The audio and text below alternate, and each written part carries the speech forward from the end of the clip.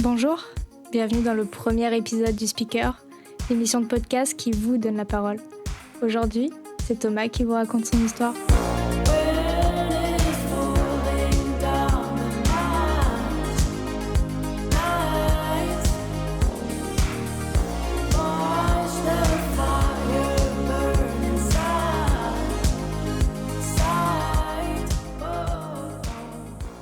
Alors, je m'appelle Thomas, j'ai 24 ans, je travaille dans l'événementiel.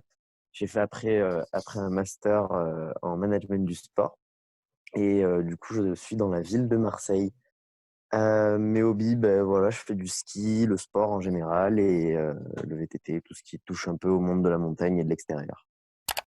Un jour, je tombe sur un concours Facebook d'un influenceur automobile que je suivais depuis un petit moment. Et je me suis dit, je vais participer, mais bon, j'y croyais pas vraiment.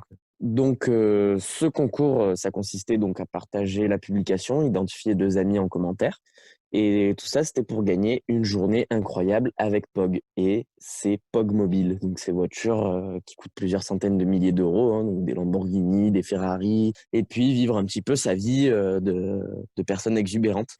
Donc on a été 3 sélectionnés et puis on nous dit qu'on va nous annoncer une date prochainement, on va revenir vers nous et cetera. Puis la femme, se désiste, puis, ça continue. Puis au bout de bien 2 ans, l'autre gars se désiste au moment où en fait, POG, voilà, il nous dit: «J'aurais peut-être quelque chose à vous proposer». Et l'autre gars dit: «Ouais, moi c'est bon, ça fait trop longtemps qu'on attend». Voilà, il avait un peu mal pris, il était un peu en colère et il a décidé d'abandonner, la chose. Et donc, le 3 octobre 2019, on reçoit un message: «Hello, j'ai un truc pas mal là, vendredi 11 lors du Zoot Grand Prix, si vous pouvez». Et moi, ça m'arrangeait pas le vendredi parce que, j'avais un métier et on tombe d'accord sur, la date du dimanche. Et et là, en une semaine, il a fallu que je trouve, hôtel, transport et cetera. Et donc du coup, j'ai pris 2 TGV. Ensuite, j'ai pris, un Ouibus et de là, j'ai repris un train belge. Il faut savoir que j'étais du côté belge où ils parlent, pas français. Et et du coup, je me suis démerdé à prendre un train qui m'a emmené jusqu'à la fameuse ville du Zout. Et de là, j'ai marché sous la pluie jusqu'à rejoindre POG. Donc ça a été vraiment une galère. Je suis parti le samedi matin à 10 heures de Aix-en-Provence et je suis arrivé le samedi soir vers, 21 heures. J'arrive, sur place, ils étaient les derniers, dans un bar et cetera, le bar fermé.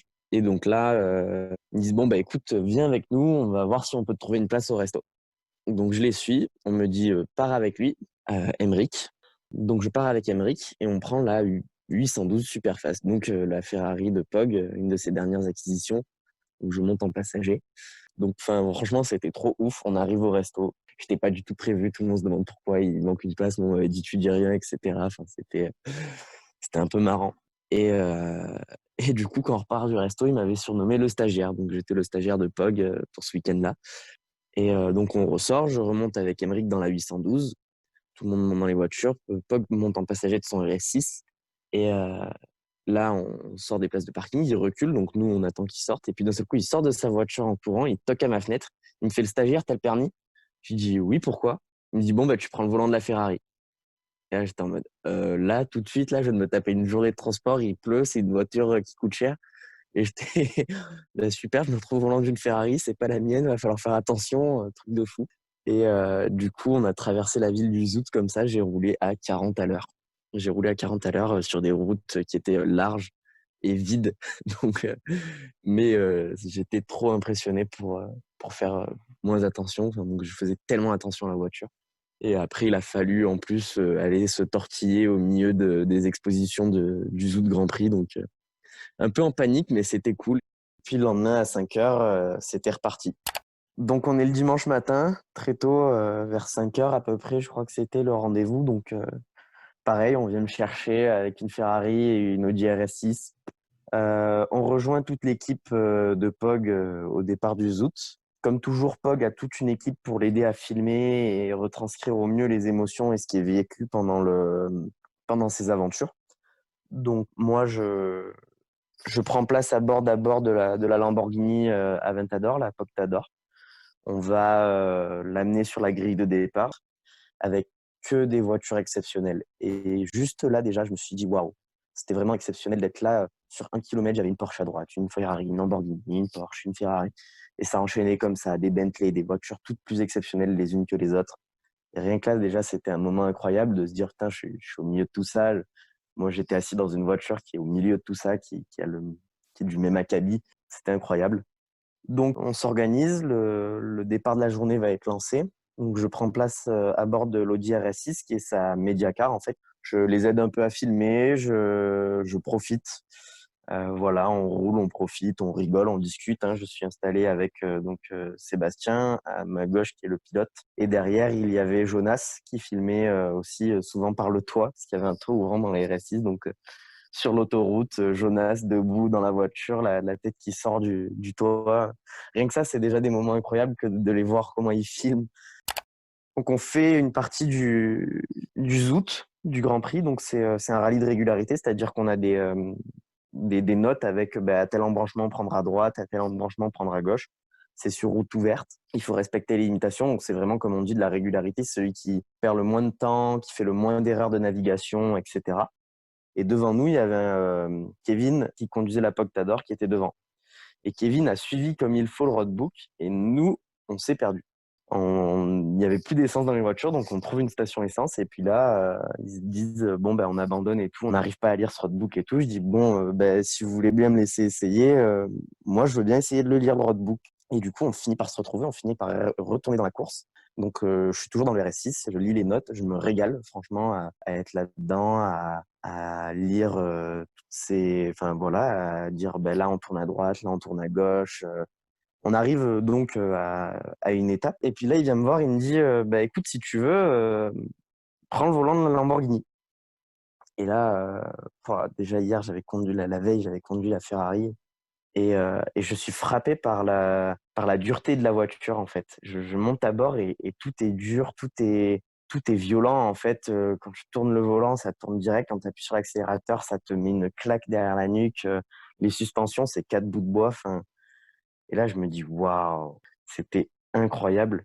Et puis là, c'est parti pour des kilomètres au volant de cette voiture, à suivre les autres, à rouler en convoi. Et donc, on fait ce convoi, on roule, on se balade à travers champs dans la campagne belge, c'est incroyable. Donc voilà, on fait notre rallye, puis on se dirige donc enfin vers la ligne d'arrivée, malgré toutes nos histoires de problèmes de navigation. Donc on finit par arriver, mais on arrive bon dernier. Donc en fait, on s'est même perdu on ne trouvait même plus la ligne d'arrivée dans le centre-ville. Enfin, c'est pas la performance qu'ils recherchaient, c'est vraiment de prendre du plaisir tous ensemble. Donc bon dernier, mais heureux. On arrive donc à la fin de cette journée et il est temps pour moi donc de rentrer sur Aix-en-Provence. On est donc un dimanche, le lundi je travaille. Et là en fait moi tout ce que j'avais prévu c'était mes 2 TGV Lille-Paris, Paris-Aix. Donc je dis à Paul que ben voilà c'est le moment où il faut que j'y aille. Il me remercie, je le remercie aussi. Et il me dit mais attends j'ai peut-être des amis là qui peuvent te déposer à la gare. Donc, il me présente à des personnes, c'était ses voisins. Et ils me disent, ah, mais nous, pas de problème, on te dépose carrément jusqu'à Lille. Et donc, du coup, il m'amène jusqu'à Lille, il m'amène au train, on passe un bon petit bout de route ensemble, c'était très sympa. Ce sont des gens vraiment très gentils. Et donc, je récupère mon train en temps et en heure à Lille. Puis j'arrive à Aix, donc le lundi matin à minuit 15. Voilà, c'était vraiment ce qu'on peut appeler du millimétrage pour ce week-end. Lever le lendemain, enfin le lever après 7 heures du mat, et puis c'est parti au boulot. Et j'ai pas eu vraiment le temps de réaliser tout de suite. Donc j'étais un peu hors sol, si je peux dire à propos de ça. C'était un peu comme un rêve que j'avais rêvé la nuit juste avant. Hein. C'était pas bien réel encore pour moi. Et c'est bien quelques semaines plus tard que j'ai réalisé quand même que c'était une aventure extraordinaire de faire ça sur un week-end aussi serré. Puis le fait de se retrouver au volant de voitures aussi exceptionnelles et au milieu de ce monde hein, que l'on n'a pas l'habitude de connaître. Hein. Mais pour moi, c'est pas ça qui m'a le plus interpellé et qui m'a le plus plu dans cet événement. C'est vraiment qu'au final, malgré ce qui nous sépare, hein, que ce soit la distance géographique ou même le milieu auquel on appartient, j'ai rencontré des gens avec qui je partage une passion et qui sont d'une gentillesse et j'ai passé vraiment un moment extraordinaire à côté de ces gens-là. Euh, Moi, je suis aujourd'hui plus marqué par la rencontre et par le bonheur de cette journée et de ce que j'ai vécu humainement, plutôt que par le fait de me retrouver au volant d'une Lamborghini et d'une Ferrari. Même si c'est extraordinaire et que c'est quelque chose qui m'a plu, je trouve que la passion et l'humain qu'il y avait derrière était quand même plus incroyable.